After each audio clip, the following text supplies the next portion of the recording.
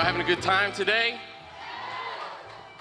Well, I'm Elliott, Connie, and I have the great pleasure of being joined by these four amazing people.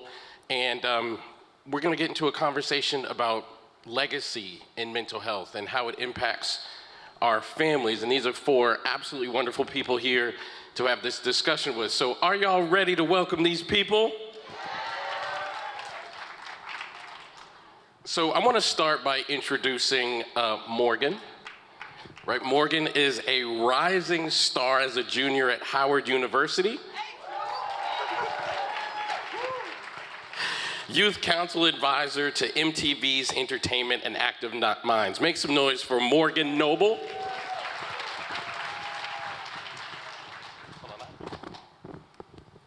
And I have a question here I want to ask you, Morgann. Now, I'm gonna have you and another person on the panel, which I'll get to later, represent the younger people. And I wanna start by asking you, how, in your opinion, from your perspective, how can older generations support the mental health of younger family members? Ooh, okay. I think one of the major things that I would start with is I grew up in an intergenerational household, so my grandfather lives with us, which is something that I think is really important, especially as it comes to having these intergenerational conversations.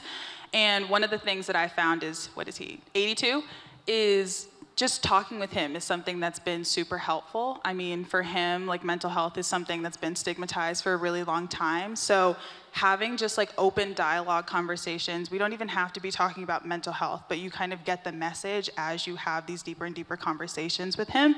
And I think one of the other things that happens is when I'm talking to him, talking to my parents, talking to my brother, like all these different generations in one household, you kind of see the stories that we're telling each other be shared with other people, even when I'm not there or when someone else isn't there. So I think that's one of the ways that you can start to do it. It's just like have a conversation. It doesn't necessarily have to be related to mental health and kind of just be about anything, but those kind of ties will find their way into the story. Man, I love that, because what I was thinking about listening to you, probably the biggest, most important influence on my life personally was my grandmother. And I would sit at my grandmother's feet from a child all the way up until she passed away in 2012. And my grandma would just tell me stories of my family. Like, we never really talked about mental health, but in those stories, like just talking, I found a lot of healing in my own journey and a lot of things to be proud of. Like, this is the family and the legacy that I come from. So, you know, talking in and of itself, it's just healing. So Morgann, thank you for sharing that. Next, I want to introduce you to Dr. Judith Joseph, who is a, make some noise. But I got to tell you how amazing she is. She is a board-certified psychiatrist, chair of the Women in Medicine Institute at Columbia University and College of Physicians and Surgeons. Welcome, Dr. Joseph. Thank you. So, Dr. Joseph, how do mental health perceptions and practices differ across generations within Black families? I actually did a TikTok about that, and it went viral. So that's why I'm asking you this question. So when you look at the generations, the generation called the boomers, they were told, you know, suck it up. We had war, we had all these bad things happening. Don't share your feelings. It was their coping mechanism to get through tough times. If you look at Gen X, that was like people who grew up in the 80s, who were working in the 80s with the shoulder pads, you know, the Porsches. It was all about materialistic things. So rather than really paying attention to your emotions and your feelings, it was about how much money can I accumulate. If you look at the millennials, now this is the first generation that ever was born into the internet. So this is the generation that really wanted knowledge. They had this this large, vast amount of information, so they want to learn. So a lot of the millennials that I work with, they want to know, do I have generational trauma? Do I have this? How do I heal? So they're very inquisitive. And then you look at Gen Z. They were born into a world where they always had social media, so that information was always with them, but that actually could harm them because they're online way too much. So everyone has a different perspective. I think it's important to understand generations Because a lot of times my clients will come in, they'll be like, oh, my grandma, my parent, they don't understand this. And I have to educate them about how generations think differently, because that's why they have certain beliefs. And vice versa, with the older generations, I have to educate them as to why, you know, Gen Z and millennials think the way that they do. So it's really important to educate yourself. Can I ask you to expand on that last part? Yes. How? How do you educate yourself? How do you find that education? How do you know that it's right for you? How do you know that it fits your situation? Like, can you speak a little bit about the how? Absolutely. So I was very curious about this as well. So I looked up how generations think and how they think differently in terms of their approach to psychology, because I really wanted to understand why I was seeing a mom in my office and a child in my office who just couldn't see eye to eye. And I had to research, you know, and I studied cultural psychiatry across 30 countries, and you see these themes reappearing across the globe, where people who survived severe war, severe, you know, devastation, they're not in touch with their feelings because they push through the pain just to survive. So look it up, read about it. There are wonderful books. Your mom has an amazing book that I read. I still go to that book because she talks about the different cultures and generations as well. But really, if there's someone in your family and they don't understand you, try to research their generation. Try to learn a bit more. Don't be judgmental, and be empathic, meaning putting yourself in their shoes. And being curious is one of the best love languages. Learning about the people that you love and why they think the way they do is one of the best ways to love them. I love that. Thank you, doctor. You're welcome. Next, I want to introduce you to my new friend, Mahmoud Khedr, who's the founder of Charlamagne, an innovator and mental health leader. What role, well, first of all, make some noise for my friend Mahmoud. From your perspective, what role does cultural heritage play in shaping mental health attitudes across generations? Oh, I love this question. Let me ask the room, how many of you have ever thought about culture when you think about your mental health? The importance of culture. Amazing, about half the room. And it took me a long time to realize that. So my story began when I was born in Egypt. I lived in the Middle East. I came to America when I was 13. At a time that was just post 9/11. And I grew up facing a lot of bullying, racism for my identity, being Muslim and Egyptian. And I also had family struggles, growing up low income, issues with my health. And like a lot of young people growing up, we go through so much pain, but that pain ends up being suffering in silence because of the stigma many of us faced. And sometimes, a lot of the times, that stigma is cultural.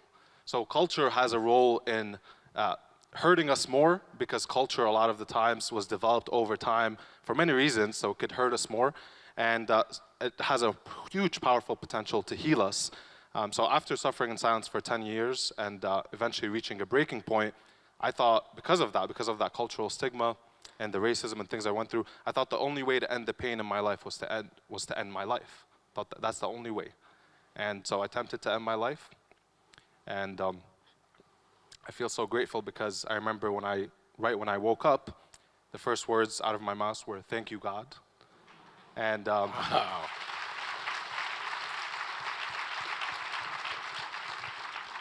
that's when I had that realization that I didn't want to die. I just wanted the pain to end. I wanted the pain to stop.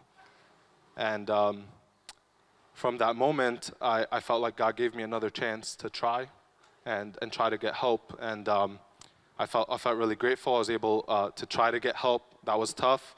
And my mom, who's here today, she had actually, this is the last thing I'll share, is that I tried to get help. People said, go to therapy. That was really tough for me, because my college counseling said you had to wait 3 months to get therapy. So I went through another loophole. I was like, you know what? I can't, I'm unfixable. A lot of young people feel this way when they try to get help and they're denied or they don't have access. And so I had another plan to end my life. And my mom found my suicide note when I was walking up to my room. Wow. And she held it and she confronted me and she said, "What is this?" Tears coming down her eyes. And I was so mad at the time, because I was like, you were supposed to find this after I died. Like, this is messed up. Like, you read my note before I died. Like, I was being nosy. I was like, you're so nosy. Like, I couldn't believe that. And but her moment of intervention for me was important because it showed me that an adult cared, and then that began my process of healing through an adult caring about me, my mother, and showing me consistently, and she saw the pain, and rediscovering my culture, my religion, being Muslim, and rediscovering that path that I grew up thinking was shameful, and I hated myself for it. That started to help me a lot, so I can expand more on that later.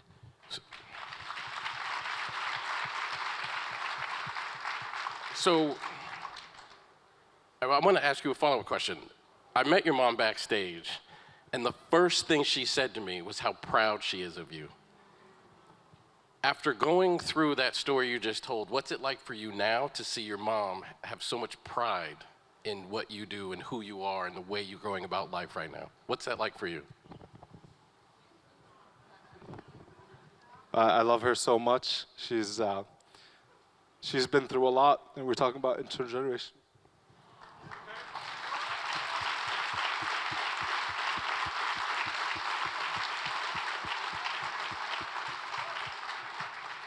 Talking about intergenerational trauma, and I used to be upset at my parents that they didn't see me sooner. And then I realized that we just passed down through generations what we're taught, and it's their first time living too. And I didn't see that in my mom until later on. So I love her. I know she was trying her best. And yeah, it's an incredible feeling to have her with me here, and I'm still here, and to be able to thank her for it. So thank you.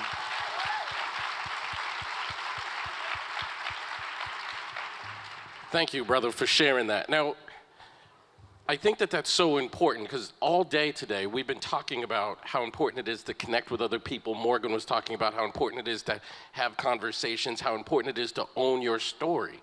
Like, that's part of your story. And to be vulnerable enough to share it is actually part of his healing. Y'all see that? You see what I mean? Like sharing is part of the healing. And for you to be able to share that, that's part of your healing journey, man, and mad respect to you.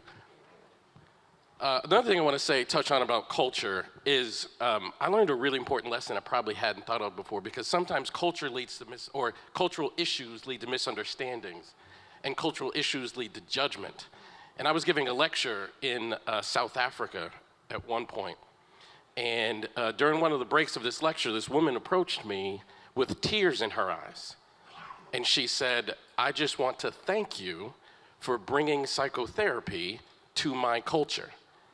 And I said, "So no one's ever come here to talk about psychotherapy?" And she said, "No, people have come here to talk about psychotherapy, but they judge us." And I said, "What do you mean?" And she said, "I come from the Zulu nation, and in our language, we don't have a lot of feeling words. And it just so happens, coincidentally, the type of therapy that I do, I don't ask questions like, how does that make you feel?" So she said when other therapists came here and asked, how does that make you feel, and I couldn't answer it, they judge us if its mental health is not important to us. You see the cultural chasm that happens, right? So I think mental health is important to all of us. It's just how we access it is going to be influenced by our culture, by our families, by our patterns. And thank you, man, for highlighting that. This next brother, man, God, we're so lucky to have somebody like him here. His name is Caleb Foster. He's one of the top point guards in the country, plays for Duke University.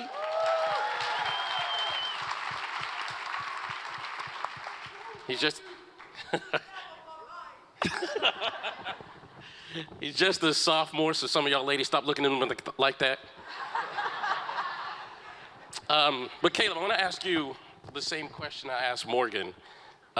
How can older generations support the mental health of younger family members? I mean, I think it just starts with events like this, spreading awareness. You know, the black people were so economically behind from the past generations that, you know, we didn't have time to really think about, you know, mental health, because it's just a way of life. Like, it's live or death, like live or die. Like, they got to go out there and feed our family and provide for us. So, I mean, now it's just like spreading awareness and education, and then providing safe spaces for the younger generation to go and talk to the older generation about their feelings and emotions. As most of y'all probably know, like with the strict parents, like, oh, my parents don't play that. So it's like, with that, my parents don't play that, comes a thing where it's like, all right, I can't really open up to them. So the older generation, I feel like if they just provide the younger generation with safe spaces where they can come and talk to, it would definitely help. It can go a long way with the mental health. You know, and I want to, Caleb, that's such an important thing, and a thought just came to me. And Dr. Foster, I want to come to you with this thought. Why are you looking? Joseph. Oh, Joseph. Dr. Joseph, sorry. As you said earlier, they're the first generation to grow up with the internet and have access to mental health resources in this way. So what are some effective ways to bridge the gap between their generation, which has access to so many mental health resources that we did not? Like, I remember one time my father telling me that he was gonna bury me in the backyard, and I thought that was legal. I was like, I thought he could get away with that. They're the first generation to have access to this, have language for it. What are some effective ways for us as previous generations to bridge that gap? And that's a good question. So I don't know if you know about the 988 line. It's the suicide line. What they found was that when they made texting available, the amount, went 11 times more people engaged, and they were younger people. And I was recently asked on a panel about this, like, why does he just want to text me? Why doesn't he want to talk to me? And again, we have to explain that, like, younger generations, they're more comfortable using tech. They're digital natives, that's what they're called, because they were born into a world where they had a tablet. You see the strollers, the toddlers with the tablets, you know? So we have to empathize with them. It's not like, oh, what's wrong with them? It's like, they were born into this world and it was like this. It's not their fault, right? This is how they are. So understanding them, just like older generations, they didn't have technology, so they're always asking you to help them with their computers, right? And to unlock their phones. So we really have to be real with it and stop pretending that the world didn't happen to people in certain ways and that didn't shape them. It did. It shaped the way that they think. So with my clients, sometimes I'll model that for the parents that I work with. I'll have a mother sitting there, a child sitting there, and I have the child pull up a TikTok or a reel and be like, you know, show your mom what you're experiencing. And it opens up this dialogue that would not have happened if they were just talking face to face, because sometimes children are just not there, youth are just not there yet. That's just not how they express themselves. They talk to their friends through memes, right, through reels. So we have to understand them and meet them where they are. Excellent, thank you. And Morgann, I'd like to ask you the same question. From the younger person's perspective, what do you think are some effective ways to bridge that gap between your generation that are digital natives, as she was explaining, and our generation that we're not?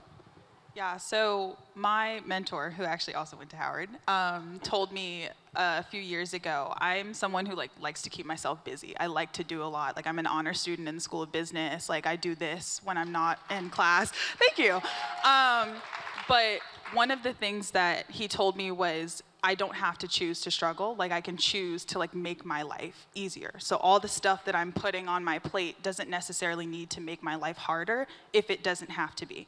So when he said that, I thought about the people that are around me and seeing how hard I see my parents, my friends, my grandparents, all the people in my community, seeing how hard they work was something that I just immediately took on, and I was like, well, I need to work hard too. And it's just this drive that I have, but when I sit down and think about seeing all these hard workers in front of me and next to me, and thinking about all the work that I do, one of the things that happens is I think about, well, this doesn't need to be here, this doesn't need to be here, this doesn't need to be here. And then I sit down and talk with them, and I'm like, what on this list doesn't necessarily have to be here? What can you continue on without that would still make you successful in what you're doing and make you feel better when you're not exhausted at the end of the week? So when we have those conversations and really think about choosing not to struggle because we don't have to, having those conversations about what can I actually continue on with that's not gonna hinder my success, and being able to say, I'm still gonna be successful at the end of the day, is something that really helped me have those conversations. And it's something I still talk to my mentor about, choosing to be in the honors program. Yeah, it's a lot, but it was something that I knew was gonna help my success, but I don't need to have it in order to still be successful at the end of the day. So being able to acknowledge that is what I think was super helpful for me in having those conversations. That's amazing. Thank you. Mahmoud, you brought your mom here and you talked about some of the experiences with your mom.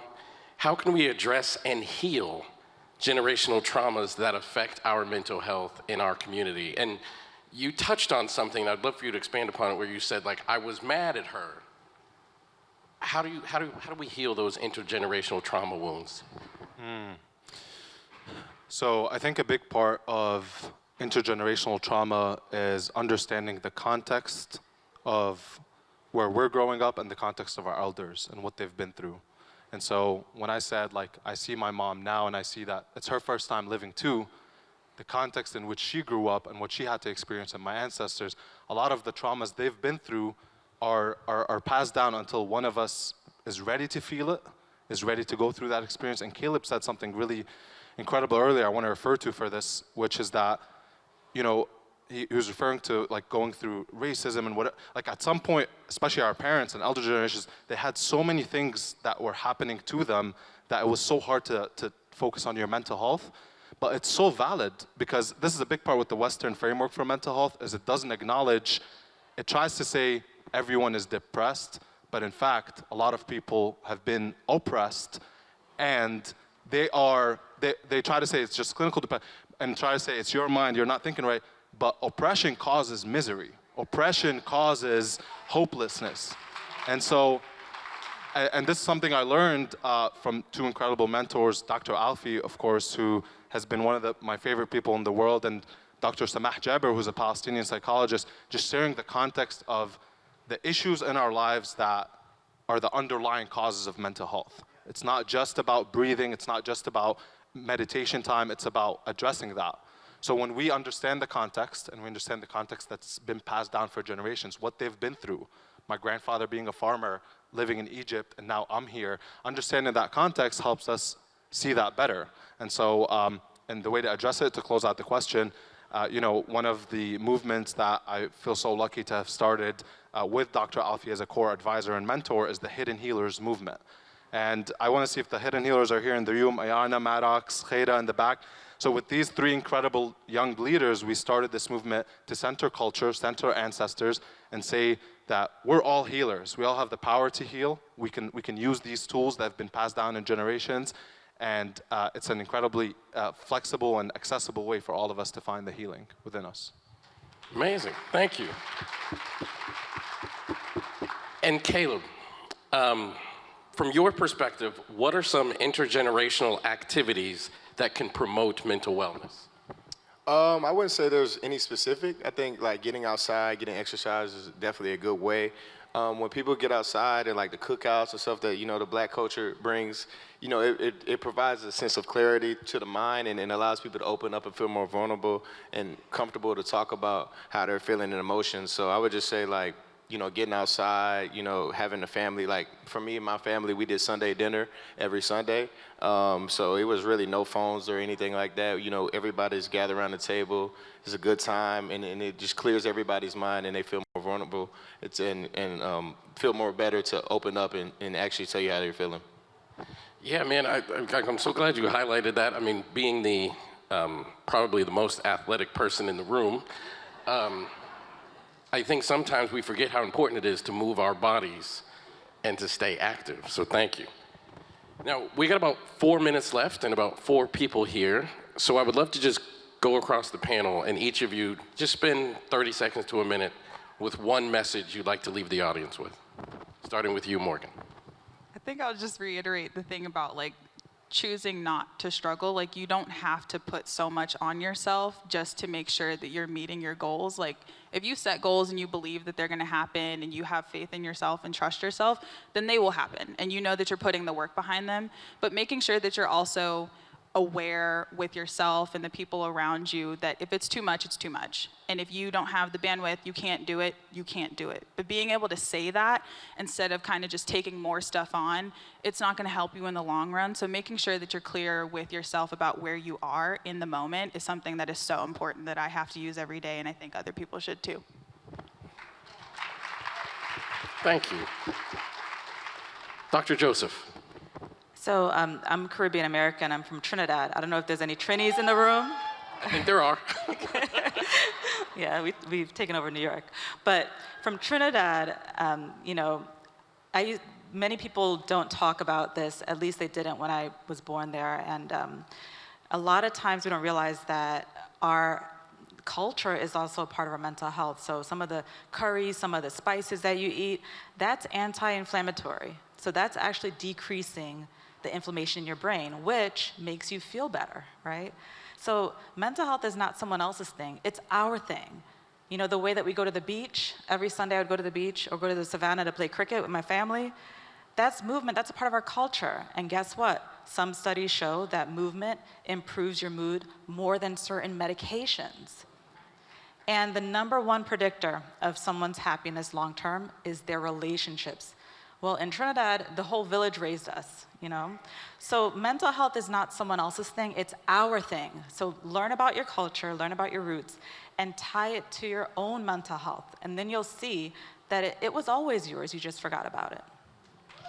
Man, Dr. Joseph, I just want to highlight something that she just said, like, mental health is ours, and it's our journey, and movement, in some cases, more effective than medicine. I just want to remind y'all, that's coming from a psychiatrist.